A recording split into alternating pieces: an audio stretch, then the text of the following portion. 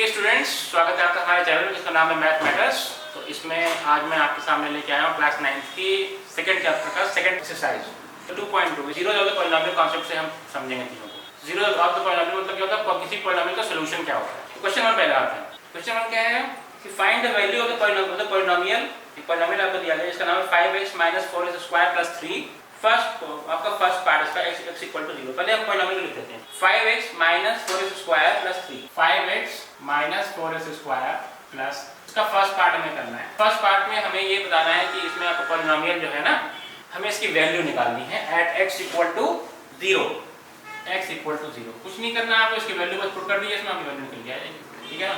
तो 5 × 0 कितना हो गया, 5 इसको कर दो 5 × 0 - 4 × 0 का क्यूब मतलब स्क्वायर प्लस 3।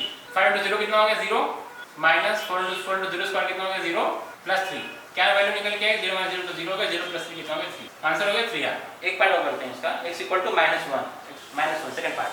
तो -1 की वैल्यू पुट कर दीजिए, जहाँ जहाँ x है वहाँ पे -1 की वैल्यू पुट कर दीजिए, फिर आपका वैल्यू निकल के आ जाएगा।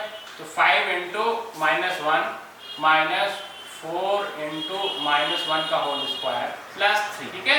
5 × -1 क्या बनता है आपका -5 -1 का होल स्क्वायर क्या बन जाएगा 1 बन जाएगा। 1 × 4 कितना होता है 4 होता है, बट विद माइनस साइन। तो -4 हो गया ये भी प्लस 3 लगा लो। -5 + -4 कितना हो गया -9 हो गया। -9 + 3 कितना हो गया -6 हो गया। तो इसका आंसर बदल गया। इसका आंसर आपका पिछले वाले का आंसर 3 था, इसका आंसर -6 आ गया। ठीक है। अब अगला लगाते हैं क्वेश्चन नंबर 2। क्वेश्चन नंबर 2 आपका होता है हमें सॉल्यूशन निकालने हैं पॉलिनोमियल्स के 0 पे 1 पे और 2 पे। ठीक है ना। 0 पे 1 पे 2। फर्स्ट पार्ट ले लेते हैं। फर्स्ट पार्ट आपका है py मतलब आपका मतलब पॉलिनोमियल जो उसी का y² - y + 1 इसका हमें p0 निकालना है, p1 निकालना है, p2 निकालना है। पहले p0 निकाल देते हैं। p0 क्या हो गया इसका = 0² - 0 + 1। ये इक्वल टू कितना हो गया 0 - 0 कितना हो गया 0 हो गया, 0 + 1 कितना हो गया 1। p0 कितना हो गया भाई 1 हो गया। p1 निकाल लो। p1 = 1 की वैल्यू पुट कर दो यहाँ पे 1² - 1 + 1। ठीक है। इक्वल टू 1² कितना हो गया 1 हो गया, 1 - 1 0 हो गया, 0 + 1 कितना हो गया 1 हो गया। ये भी 1 आ रहा है। बड़ी अजीब बात पर ऐसा हो जाता है। ठीक है ना। तो मैथमेटिक्स में कई बार हमें चीज़ें लगती हैं भाई कुछ चीज़ें बदल जाएंगी, लेकिन वो फिर भी सेम रहती हैं। हमें लगता है कुछ चीज़ें सेम रहेंगी फिर भी बदल जाती हैं। ध्यान रखना पड़ता है। कुछ भी हमें पहले से दिमाग लगा के नहीं चलना चाहिए। चीज़ों को हमें जैसे हमें दिया गया उस हिसाब से स्टेप बाय स्टेप करना चाहिए। जो भी आंसर निकल गया हमें उसको रियल बनना चाहिए। p2 कर लेते हैं। p2 कितना हो गया आपका 2² - 2 + 1। ठीक है ना। = 4 - 2 + 1 फिर 1 की वैल्यू 3 है। इसी हिसाब से वैल्यूज चेंज हो जाती है डिपेंडिंग अपॉन कि आप p0 लेते हो कि p1 लेते हो कि p2 लेते हो कि p - 1 लेते हो कि p - 2 लेते हो, डिपेंड करता है। क्वेश्चन 2 फोर्थ पार्ट आपका है x - 1 x + 1। तो इसकी p0 क्या वैल्यू होगी p0 = 0 - 1 0 + 1। ठीक है। = -1 × 1 सिंपल आ गया p1 की वैल्यू क्या हो जाएगी 1 - 1 1 + 1। ओके। = 0 × 2 = 0। p1 की वैल्यू क्या आ गई भाई 0 मतलब 1 को पुट करें इसके कोई इक्वेशन पे मतलब कोई टर्म पे तो 0 आपका वैल्यू। 2 क्या हो जाएगा 2 - 1 2 + 1 = 1 × 3 = 3। ये आपका आंसर निकल गया। अब लगाते हैं अगला क्वेश्चन। क्वेश्चन नंबर 3 में हमें वेरीफाई करना है कि क्या हमें जो वैल्यूज तो दे रखी हैं वो गिवन टर्म्स की जीरोज हैं कि नहीं, मतलब सोल्यूशन है। जीरोज मतलब होता है कि उसका सोल्यूशन है या नहीं। ठीक है। जीरोज क्या होता है आपका सोल्यूशन है या फिर नहीं। 3x + 1। ठीक है ना। x = -1/3। 3x + 1 x = -1/3। तो हमें वेरीफाई करना है कि क्या हमें इस x = -1/3 पे 3x + 1 मतलब अगर हम x = -1/3 को अगर हम 3x + 1 में पुट करेंगे तो क्या उसकी वैल्यू 0 आएगी या फिर 0 नहीं आएगी। अगर 0 आएगी तो इसका मतलब x = -1/3 इस टर्म का जीरोज या सॉल्यूशंस है या सॉल्यूशन है। और अगर 0 निकल के नहीं आती इसका मतलब ये इसका सॉल्यूशन नहीं है। हम इसको इस वैल्यू को यहाँ पुट करते हैं 3 × -1/3 + 1 = 3 कट गया -1 + 1 = 0। इसका मतलब ये इसका सॉल्यूशन है। ठीक है। अब एक क्वेश्चन आपको मैं लगा देता हूँ। 6th क्वेश्चन में लगाना चाहूँगा। छठा क्वेश्चन जो है आपका ये है lx + m x = -m/l। ठीक है। कुछ नहीं करना है आपको, x की जगह x की वैल्यू पुट कर देनी है। l × -m/l plus M equal to L में से कट गया माइनस एम हो गया minus M plus M equal to 0। इसका मतलब ये इसका सोल्यूशन है या इसका जीरोस है, तो इसका मतलब सोल्यूशन है। अब हम लगाते हैं अगला question, question number 4। Question number 4 क्या है? Find zero of the polynomial, हमें उसका सोल्यूशन निकालना है। ठीक है, px equal to x plus 5। आपको कुछ नहीं करना है, आपको बस ये समझना है कि x प्लस 5 इक्वल टू 0। ठीक है ना, x प्लस 5 इक्वल टू, इस केस में x की क्या वैल्यू निकल के आएगी? -5।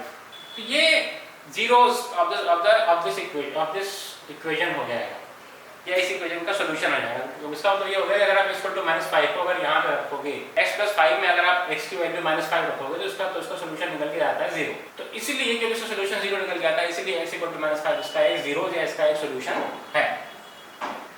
7th क्वेश्चन है, तो ये आपका है px equal to cx plus d। तो अगर इसका हमें जीरो निकालना है, इसका सोल्यूशन निकालना है, तो हमें cx plus d equal to 0 करना पड़ेगा। तो ऐसा करने के बाद फिर हमारा x की वैल्यू क्या निकल के आती है? जो भी निकल के आएगी उसका, जो भी वैल्यू इसमें x की निकल के आएगी वो इसका सोल्यूशन हो जाएगा या फिर इसका जीरोस हो जाएगा। तो cx की वैल्यू क्या निकल के आती है? -d। x की वैल्यू क्या निकल के आती है? -d/c। ये इसका आंसर होगा, -d/c इज द आंसर। तो इस प्रकार आपका सेकंड एक्सरसाइज कंप्लीट हो जाता है। अब हम लगाएंगे एक्सरसाइज 2.3। 2.3 हमारा है रिमाइंडर थ्योरम पे बेस्ड है। 2.3 का लगाते हैं फर्स्ट क्वेश्चन में। क्वेश्चन 1 क्या क्वेश्चन है? क्वेश्चन है कि फाइंड द रिमाइंडर व्हेन, एक आपका टर्म दिया गया लंबा थोड़ा, इज डिवाइडेड बाय, आपका फर्स्ट पार्ट है x प्लस 1। पहले हम इस टर्म को लिख लेते हैं। हमारा टर्म कौन सा है? तो हमारा क्वेश्चन 1 है। क्वेश्चन 1 का फर्स्ट पार्ट, मतलब पहले हम टर्म को लिख लेते हैं। ठीक है ना, हमारा टर्म है x³ plus 3x² x³ plus 3x² plus 3x plus 1। तो ये बोल रहा है कि अगर हम इसको डिवाइड करें, फर्स्ट क्वेश्चन हमारा है, फर्स्ट पार्ट है, अगर इसको डिवाइड करें हम x प्लस 1 से, अगर हम इसको x प्लस 1 से डिवाइड करें तो हमारा क्या रिमाइंडर निकल के आएगा? एक तरीका आता होता है कंप्यूटर डिवाइड करो, x³ plus 3x² plus 3x plus 1 को डिवाइड करो पूरा x प्लस 1 से। यहाँ पे हम एक ट्रिक लगाएंगे, हम एक तरीका अपनाएंगे, इसकी हेल्प से हम इसको शॉर्टकट में तुरंत ही हम इसका आंसर निकालेंगे इसका रिमाइंडर क्या है। हमें क्या करना होगा? सबसे पहले x plus 1 equal to 0 put करना होगा। x प्लस 1 इक्वल टू 0, यहाँ से x की वैल्यू क्या निकल के आती है?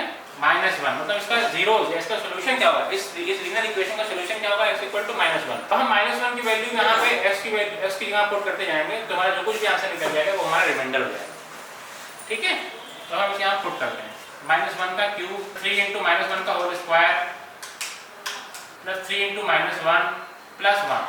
ठीक है, इक्वल टू -1 का क्यूब कितना हो जाएगा आपका? -1 हो जाएगा, प्लस 3 इंटू -1 का होल स्क्वायर कितना हो जाएगा? +3 3 इंटू -1 कितना हो जाएगा? -3 प्लस 1 कितना हो जाएगा? +1 इक्वल टू -1 से 1 गया, -3 से 3 गया, 0। क्या रिमाइंडर आया? 0 निकल के आया। इसका मतलब x प्लस 1 जो होगा x³ plus 3x² plus 3x plus 1 को कंप्लीटली डिवाइड कर देगा। ठीक है, अब हम इसका एक पार्ट और करेंगे, एक पार्ट में करूँ, थर्ड पार्ट करता हूँ। थर्ड है आपका डिवाइड बाय x है, इसको हम x से डिवाइड करेंगे, तो तब कितना निकल के आएगा आपका आंसर? तो देखिए आप क्या करेंगे, सबसे पहले वही x इक्वल टू 0 पुट करेंगे, x इक्वल टू 0 पुट करेंगे और x की वैल्यू क्या निकल के आती है? 0 निकल के आती है। इसका मतलब यहाँ पे हमें कुछ, जैसे पिछले क्वेश्चन में हमारा था, हमारा x प्लस 1 को हमने जब 0 पुट किया था, x की वैल्यू -1 निकल के आएगी। यहाँ पे हमें ऐसा कुछ करने की जरूरत नहीं है, हमें x इक्वल टू 0 निकल के आ रही है, तो हम x की वैल्यू 0 ही पुट करेंगे कंप्लीट इक्वेशन में, वहाँ हमारा जो रिमाइंडर आएगा वो हमारा रिमाइंडर होगा। तो 0 की वैल्यू पुट कर देते हैं यहाँ पे। ठीक है, 0³ plus 3 into 0 square 3 into 0 plus 1 equal to 0 plus 0 plus 0 plus 1 equal to 1। ठीक है, क्या रिमाइंडर आया भैया आपका? 1 निकल के आ रहा है। एक क्वेश्चन और लगाएंगे इसका, x प्लस पाई है आपका fourth part, x plus pi. ठीक है, क्या करेंगे हम? x प्लस पाई को पहले मान लेंगे 0, जैसे हमने पहले किया था। x इक्वल टू क्या निकल के आएगा? -पाई। -पाई की वैल्यू यहाँ पुट कर देंगे, -पाई का क्यूब, -पाई का होल क्यूब। ठीक है, प्लस 3 इंटू -पाई का whole square plus 3 into -pi plus 1 equal to -pi cube plus 3 pi square -3 pi plus 1। यही इसका आंसर होगा। ठीक है ना, ये इसका रिमाइंडर होगा। इसका रिमाइंडर इतना लंबा चौड़ा है, कहने मतलब अगर आप x³ plus 3x² plus 3x plus 1 को अगर आप x प्लस पाई से डिवाइड करोगे, आपका रिमाइंडर ये सब कुछ निकल के आएगा। तो क्वेश्चन 1 हमने लगा दिया, अब लगाते हैं क्वेश्चन 2। क्वेश्चन 2 क्या है? Find the remainder when x³ term हमारे पास is divided by x minus a। तो पहले टर्म को लिख लेते हैं, x³ minus ax² plus 6x minus a। ठीक है, ये हमारा टर्म है। हमें इसे डिवाइड करना है x माइनस ए से। किससे डिवाइड करना है? डिवाइड बाय x माइनस ए, ठीक है ना? x माइनस ए से हमें डिवाइड करना है, डिवाइड करके हमें बताना है उसका रिमाइंडर कितना निकल के आएगा। तो भाई आपका डायरेक्ट मेथड क्या होगा, हम इसको डिवाइड करें, फिर डिवाइड करके फिर हम उसको पता करें भाई क्या रिमाइंडर आएगा। लेकिन दूसरा तरीका हमारे पास रिमाइंडर थ्योरम का है, हम उसको अप्लाई करेंगे। तो हम x माइनस ए को मान लेंगे 0, वहाँ से हमारा x वैल्यू क्या निकल के आती है, x इक्वल टू a। अब इस a को हम यहाँ पे पुट कर देंगे, जो भी हमारा आंसर आएगा वो हमारा रिमाइंडर है। तो क्या हो जाएगा ये a cube minus a into A square plus 6a minus a, ठीक है? यानी a cube equal to a cube minus a into A square plus 6a minus a, ठीक है ना? a cube minus a cube plus 6a minus a, a cube में से a cube cut गया, 6a minus a क्या हो गया 5a। This is the reminder here. Okay, ये आपका रिमाइंडर है। अब अगला क्वेश्चन लगाते हैं, लास्ट क्वेश्चन है आपका इस एक्सरसाइज का। क्वेश्चन 3 हमारा है check whether 7 + 3x is the factor of 3x cube + 7x। मतलब कि आपका ये एक टर्म है 3x क्यूब + 7x। हमें चेक करना है कि क्या ये आपका कंप्लीटली डिवाइड हो जाता है 7 + 3x से। किससे? 7 + 3x से। अगर हम इससे इसको डिवाइड करें, क्या ये कंप्लीटली डिवाइड है? अगर कंप्लीटली डिवाइड हो जाएगा इसका मतलब इसका फैक्टर है, अगर डिवाइड नहीं होगा इसका मतलब इसका फैक्टर नहीं। तो हम क्या करेंगे भाई 7 + 3x से हम उसको मान लेंगे, इसका हम पहले 0 निकालेंगे 7 + 3x का, तो सॉल्यूशन निकालेंगे तो इक्वल टू 0 कर देंगे। यहाँ पर निकल जाएगा 3x equal to -7, x equal to -7/3, x equal to -7/3। अब इस इक्वल टू -7/3 को हम इस टर्म में पुट करेंगे। अगर 0 निकल के आता है इसका मतलब इसका फैक्टर है, अगर 0 निकल के नहीं आता इसका मतलब इसका फैक्टर नहीं। 3 × -7/3 का होल क्यूब प्लस 7 × -7/3, ठीक है? तो ये आपका आ जाता है 3 × अभी आपका बनता है -343 बनता है, 7 7 का 49 होता है, 49 7 का आपका होता है 343 होता है, -343 अपॉन 27, ठीक है? -49/3, 3 9 का 27। तो अब हम यहाँ से क्या करेंगे, 9 से कटेगा क्या, 3 3 6 6 4 3 नहीं कटेगा। यहाँ से हम इसका लेंगे एलसीएम, 9 ले लिया हमने, यहाँ पे -343 ही आ गया, माइनस इसको 3 से मल्टीप्लाई कर लेते हैं, 3 9 27 हो गया आपका, 7 कैरी ओवर 2, 3 4 12 14 इक्वल टू -7 3 10 हो गया, 4 4 8 8 9 हो गया, 314 हो गया, -490/9। मतलब ओवरऑल ये होगा रिमाइंडर आपका 0 नहीं है, इसका मतलब ये इसका फैक्टर नहीं है। इस तरह हमारा ये एक्सरसाइज कंप्लीट हो जाता है, एक्सरसाइज 2.3 हमारा कंप्लीट हो जाता है। अगले वीडियो में करेंगे एक्सरसाइज 2.4। तब तक आप वीडियो को लाइक कीजिए, कमेंट कीजिए, सब्सक्राइब कीजिए, जो कुछ भी आपको एक्स्ट्रा चाहिए हमें बताइए, हम उसको इस हिसाब से प्रेजेंट करेंगे।